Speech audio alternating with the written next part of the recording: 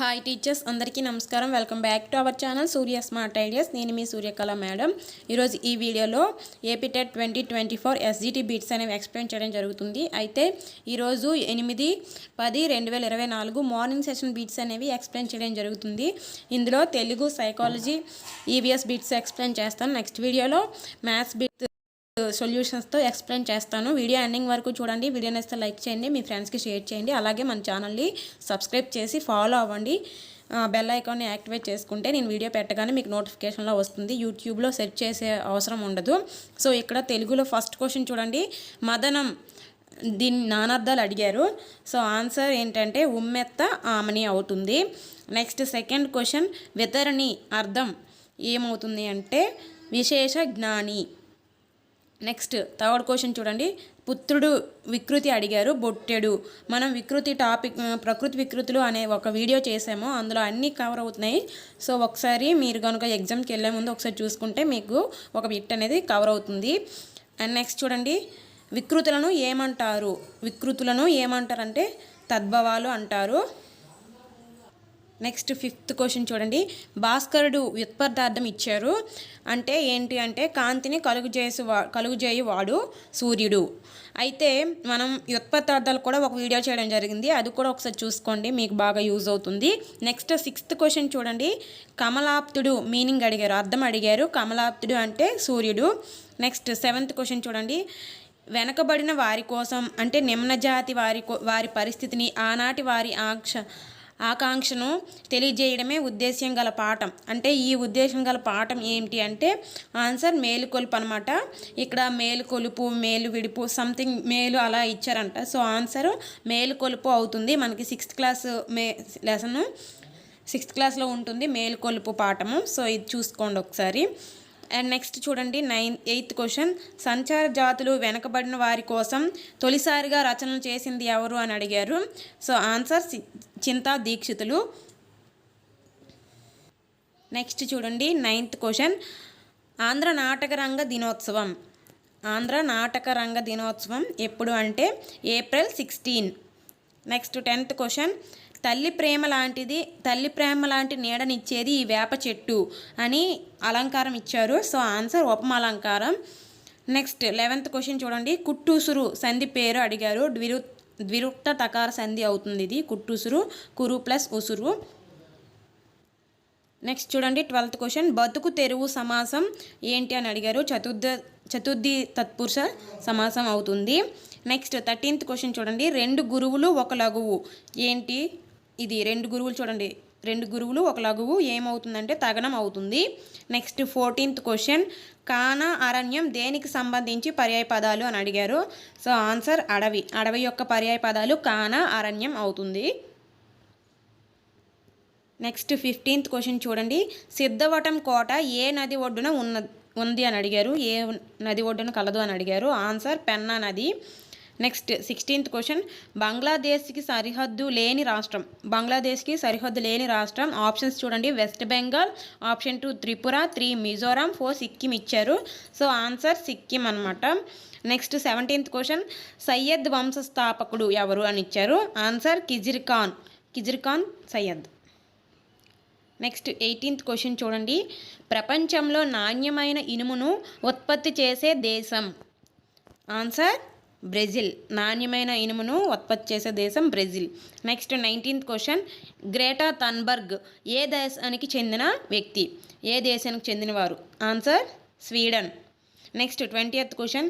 కసారీ కార్మికుల గురించి ఉద్యమం చేసిన వారు అంటే మనకి వీధులు తుడుస్తారు కదా, సో అలాంటి కార్మికుల కోసం ఉద్యమం చేసిన వారు ఎవరు అంటే ఆన్సర్ ఏమో బేజవాడ విల్సన్. నెక్స్ట్ 21 క్వశ్చన్ చూడండి. మగధకి సంబంధించి సరికానిది అడిగారు. మొత్తం ఈరోజు క్వశ్చన్స్లో ఎక్కువగా సరికానిది 4 ఆప్షన్స్ ఇచ్చి అందులో మళ్ళీ ఏ అండ్ బి రైటా, 3 and 4 రైటా ఇలా అడుగుతున్నారనమాట. సో మ్యాక్సిమం అన్ని క్వశ్చన్స్ ఎక్కువగా సరికానివి, సరైనవి, క్రింది వాటిలో సరైనవి, సరికానివి అని ఎక్కువ ఇచ్చారంట. అలాగే 4 ఆప్షన్స్ మనకు తెలిస్తేనే పెట్టగలుగుతాం అనమాట. చిన్న మిస్టేక్ వచ్చినా సరే పెట్టలేము. సో ఇక్కడ మగధకి సంబంధించి సరికానిది ఇచ్చారు. ఈ ఆప్షన్స్ చూడండి ఒకసారి. ఫస్ట్ వన్ మొదటి రాజు బింబిసారుడు. సెకండ్ ఆప్షన్ మహాపద్మనందుని కాలంలో రాజ్యం వాయవ్యం నుండి ఒడిస్సాకు విస్తరించింది. ఆప్షన్ 3 రాజ్యం ఉత్తర భాగంలో ఇనుప ఖనిజ నిక్షేపాలు ఉన్నాయి. ఆన్సర్ ఆప్షన్ 3 అనమాట. ఇది సరికానిది. ఇక్కడ మనం ఉత్తర చూడకపోతే ఆప్షన్ అనేది రాంగ్ పెట్టేయచ్చు. సో 4 ఆప్షన్స్ బాగా చూడాలి, బాగా గమనించాలి కూడా. అయితే ఇక్కడ రాజ్యం దక్షిణ భాగంలో ఉంటాయి అన్నమాట ఇనుప ఖనిజ నిక్షేపాలు, కానీ ఇక్కడ ఉత్తర భాగం ఇచ్చారు కాబట్టి ఆప్షన్ ఇది రాంగ్ అనమాట. మగధకు సంబంధించి సరికానిది అడిగారు కాబట్టి ఈ ఆప్షన్ అనేది ఇక్కడ రైట్ అవుతుంది. అలాగే ఇంకో క్వశ్చన్ చూడండి. మహాజనపదాలకు సంబంధించి సరికానిది ఇచ్చారు. ఆప్షన్ 1 రాజుకి చెల్లించే వాటా బాగా.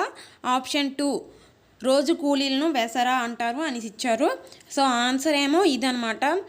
రోజు కూలీలను బతుక అని అంటారు, కానీ ఇక్కడ వెసరా అని ఇచ్చారు కాబట్టి ఆప్షన్ ఇది రాంగ్. సరికానిది అడిగారు కాబట్టి ఇక్కడ ఆన్సర్ 2 అవుతుందన్నమాట. చూడండి, ఈ విధంగా డిఎస్సి లెవెల్లో బిట్స్ అనేవి ఇవ్వడం జరిగింది. టెట్కి అయితే మనం ఎప్పుడు ఆలోచిస్తాం కదా, సింపుల్గా ఉంటాయి, కానీ ఈసారి మాత్రం ఆప్షన్స్ క్వశ్చన్స్ అన్నీ కొంచెం కష్టంగానే ఇచ్చారు. నెక్స్ట్ 23 క్వశ్చన్ చూడండి. జీవరసాయనిక నత్రజని స్థాపక కారకాలు. ఆప్షన్ 1 ఆల్బోవైరస్, 2 శిలీంధ్రం, 3 రైబోజియం, 4 నీలి ఆకుపచ్చ శైవలం అలా ఇచ్చారనమాట. సో ఆన్సర్ మళ్ళీ ఆప్షన్స్ కూడా ఈ విధంగా ఇచ్చారనమాట. A 1 and 2 right, B 3, 4, C 1 and 3, అలాగే డి 2 and 4 ఇచ్చారంట. చూడండి, క్వశ్చన్ వేరే, అలాగే ఆప్షన్స్ 4 ఇచ్చి మళ్ళీ అందులో ఏవి సరైనవని కూడా అడగడం జరిగింది. సో ఆన్సర్ అనేది రైబోజియం, నీలి ఆకుపచ్చ శైవలం అనమాట. ఆన్సర్ ఈ విధంగా ఇచ్చారు. నెక్స్ట్ 24 క్రింది వాటిలో అద్దంలో తారుమారు అవ్వని అక్షరాలు. అద్దంలో తారుమారు అవ్వని అక్షరాలు అనమాట. అంటే ఈ ఫస్ట్ అక్షరం చూస్తే దాన్ని అద్దంలో చూస్తే తారుమారు అవ్వకూడదు, సేమ్ అలానే ఉంటాయి. మిర్రర్ ఇమేజెస్ సంబంధించి బిట్ అనేది ఇవ్వడం జరిగింది. ఇందులో కూడా ప్రతి ఆప్షన్స్లో 3 అక్షరాలు ఇవ్వడం జరిగింది. ఇందులో చూడండి, ఈ ఆన్సర్ అనేది రైట్ అవుతుంది అనమాట. HOT ఇవి మిర్రర్లో చూసినా సరే సేమ్ అలానే వస్తాయి అన్నమాట. సో ఆన్సర్ HOT అవుతుంది. నెక్స్ట్ 25 చూడండి. కాండం క్రిందన కొమ్మలు వచ్చి గట్టి కాండం కలిగి ఉండనివి ఏవి? అంటే గట్టి కాండం కలిగి ఉండనివి అంటే నార్మల్ మెత్తగా ఉంటుంది కదా కాండం, అలా ఉండేవి ఏమి అని ఇచ్చారనమాట. సో ఆప్షన్స్ చూడండి, గుల్మాలు, పొదలు, చెట్టు అనమాట. ఆన్సర్ తెలిస్తే కామెంట్ చేయండి. నెక్స్ట్ 26 చూడండి. సామాన్యీకరణ సిద్ధాంతం ఎవరు ప్రతిపాదించారు? ఆన్సర్ చార్లెస్ జడ్ సామాన్యీకరణ సిద్ధాంతం లేదా సాధారణీకరణ సిద్ధాంతం అని అంటారు. నెక్స్ట్ 27 చూడండి. థర్స్టన్ సామూహిక కారక సిద్ధాంతం. ఈ సిద్ధాంతం ఉంది కదా, ఇతను 7 విషయాలు అందులో పెట్టారు, 7 అంశాలు ఉంటాయి. సో అందులోని శాబ్దిక సామర్థ్యం ఇవన్నీ ఉంటాయి కదా, ఆ సిద్ధాంతానికి సంబంధించి బిట్ అనేది ఇవ్వడం జరిగింది. ఒకసారి చూడండి అది. నెక్స్ట్ 28 ప్రక్షేపణ పరీక్షల గురించి బిట్ ఇవ్వడం జరిగింది. నెక్స్ట్ ప్రాజెక్ట్ 29 చూడండి. ప్రాజెక్ట్ పద్ధతి ఏ సిద్ధాంతానికి సంబంధించినది అని ఇచ్చారు. నెక్స్ట్ మెమరీ యూనిట్, ఇది ఇన్పుట్ అవుట్పుట్ పరికరం అలా ఇచ్చారనమాట, దానికి సంబంధించింది. నెక్స్ట్ 31 చూడండి. ల్యాడ్లో భాషకు సంబంధించి సరికానిది ఇచ్చారు. లాంగ్వేజ్ అక్విజిషన్ డివైస్ ఉంటుంది కదా చామ్స్కీ సిద్ధాంతంలోని, దానికి సంబంధించి సరికానిది ఇచ్చారు. చూడండి, క్వశ్చన్స్ అన్నీ ఆ విధంగానే ఉన్నాయి. నెక్స్ట్ 32 క్వశ్చన్ చూడండి. శాస్త్రీయ నిబంధనలో విరామ నియమం ఏమని అడిగారు? నెక్స్ట్ 33 చూడండి. CCE ఎబ్రివేషన్ అడిగారు, కంటిన్యూస్ కాంప్రహెన్సివ్ ఎవల్యూషన్. ఇది బాగా అందరికీ తెలిసిందే, ఇంపార్టెంట్, ఈజీ కూడా. అండ్ నెక్స్ట్ 34 చూడండి. 11వ ప్రాథమిక విధి ఏంటి అని అడిగారు. 6 నుంచి 14 సంవత్సరాల పిల్లల విద్యా బోధన అనేది తమ తల్లిదండ్రుల బాధ్యత చేపట్టాలి. ఇది ప్రాథమిక విధి 11వది అనమాట. సో ఇది అడిగారు. వాళ్ళ పిల్లల బాధ్యత, తల్లిదండ్రులు లేదా సంరక్షకుడిది బాధ్యత అనమాట. నెక్స్ట్ ఈరోజు పేపర్లో సైకాలజీ బిట్స్ చూడండి. తాదాత్మీకరణం, అంతరీకరణం కనిపించే దశ ఏదని అడిగారు. నెక్స్ట్ క్వశ్చన్, అహం ఏ సూత్రం ఆధారంగా పనిచేస్తుంది? సో అహం వాస్తవిక సూత్రం ఆధారంగా పనిచేస్తుంది. మనకి ఈగో, సూపర్ ఈగో ఉంటాయి కదా, సో అవి 3 సూత్రాలు ఉంటాయన్నమాట. దానికి సంబంధించి బిట్ అనేది ఇవ్వడం జరిగింది. నెక్స్ట్ సీతకు స్నేహితులతో ఆడుకోవాలని ఉంది, కానీ బట్టలు మురికి అవుతాయని ఉంది. దీనిలో ఏర్పడే సంఘర్షణ. ఆడుకోవాలని ఇష్టం ఉంది కాబట్టి ఫస్ట్ ఉపగమ, తర్వాత బట్టలు మురికి అవుతాయంటే అది నెగిటివ్ కాబట్టి పరిహారం, ఉపగమ పరిహారం అవుతుంది ఇది. నెక్స్ట్ ఆర్టీఈ 2009 ప్రకారం విద్యా హక్కు వయస్సు ఏ సంవత్సరం వరకు ఉంటుంది అంటే 6 నుంచి 14 సంవత్సరాల వయసు వరకు విద్యా హక్కు అనేది ఉంటుంది. అండ్ నెక్స్ట్ ఎన్సిఎఫ్ 2005 ప్రకారం అభ్యసనం ఎవరి ఆధారంగా చేయాలి? ఆన్సర్ విద్యార్థి కేంద్రీకృతంగా జరగాలి అభ్యసనం. నెక్స్ట్ చూడండి, మానసిక వికలాంగులకు ఇచ్చే చిరునవ్వు, కౌగిలింత, పొగడ్తలు ఏ పునరుద్ధరణలు ప్రాథమిక, భౌతిక, గౌణ, సాంఘిక ఇచ్చారు. ఒకసారి చూడండి, కొంచెం ఆలోచించవలసిన బిట్టు. సాంఘిక అవ్వచ్చు, కౌగిలింత కాబట్టి భౌతిక కూడా అవ్వచ్చు. మీరు ఒకసారి చెక్ చేసి ఆన్సర్ని కామెంట్ చేయండి. కొంతమంది ఆన్సర్స్ చెప్పకపోతే వీడియో చేయడం ఎందుకు అలా కొన్ని నెగిటివ్ కామెంట్స్ పెడుతూ ఉన్నారు. మీ దగ్గర బుక్స్ ఉన్నాయి, అలాగే మీరు ప్రిపరేషన్లో ఉన్నారు. ప్రిపరేషన్లో ఉన్నవారు మీకే ఆన్సర్స్ తెలియకపోతే, ప్రిపరేషన్ అయ్యి జాబ్ చేస్తూ 4 years అయిందనమాట నేను. అయినా కానీ మీకోసం బిట్స్ అనేవి గ్యాదర్ చేసి వీడియోస్ చేయడం జరుగుతుంది. చాలా కష్టపడుతున్నాము, కానీ కొంతమంది నెగిటివ్ కామెంట్స్ వల్ల చాలా డిసప్పాయింట్ అవ్వాల్సి అవుతుంది. మీరు కానీ కొంతమంది నా వీడియోస్ కోసం వెయిట్ చేస్తారు కాబట్టి వారి కోసం మాత్రం చేయడం జరుగుతుంది. సో మీరు అలాంటి కామెంట్స్ పెట్టేటప్పుడు మీరు కాబోయే టీచర్స్ కాబట్టి కొంచెం ఆలోచించి కామెంట్ని చేయండి.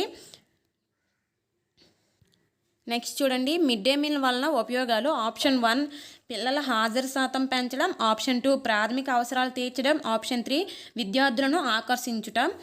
ఇది 4th ఆప్షన్ తెలియాలి. సో దీనికి సంబంధించి అన్నీ కొంచెం ఈక్వల్గానే ఉన్నాయి, అంటే అన్నీ సరైనలాగే ఉన్నాయి. సో 4th ఆప్షన్ తెలిస్తే దీనికి ఆన్సర్ అనేది తెలుస్తుంది. నెక్స్ట్ మెమరీ యూనిట్కి సంబంధించినది.